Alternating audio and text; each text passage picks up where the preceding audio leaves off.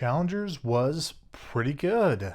It definitely lives up to the hype of the marketing and gives you the experience you probably expected. You wanted this complex, weird, sexy story about these three competitors and these three tennis players being confused about each other and then competing against each other. You got it. You got your money's worth. There you go.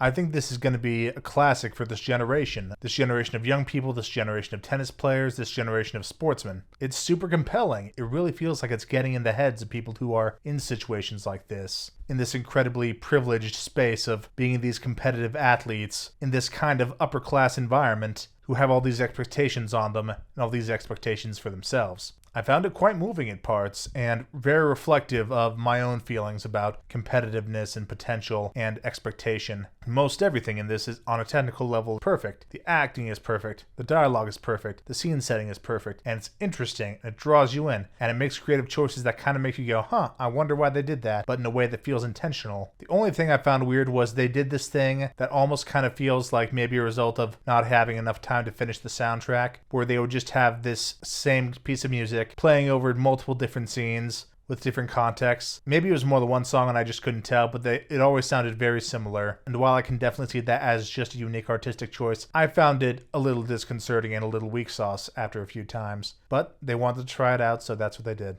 And the rest of the film is more than strong enough to withstand one weird artistic choice. I'll say I found the ending, not the whole ending, just the last few seconds of the ending, oddly, a little deflating to the whole film. Not that it's necessarily a deal breaker for any regular viewer. The whole formula of the film was basically, we're going to give you a situation, now we're going to give you something that changes how you see that situation and what the problem is, and then we are going to move on to something else and kind of resolve that thing, but maybe not all the way. And to me, the ending was like that, but they didn't finish going all the way to explaining what just happened. They threw something in that changed your perception of what was happening, but then they didn't follow through all the way.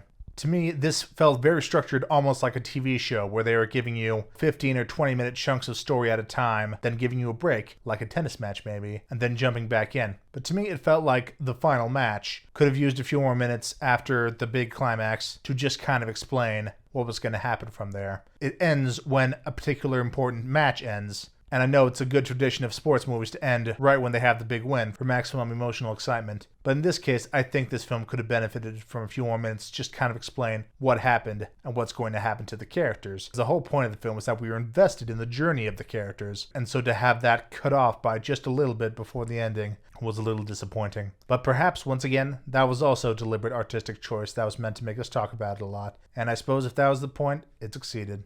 Regardless, if this is the type of film you were already interested in seeing, it lives up to the hype, it's definitely going to be a classic. You might as well go see it now and get the experience right when it's taking off.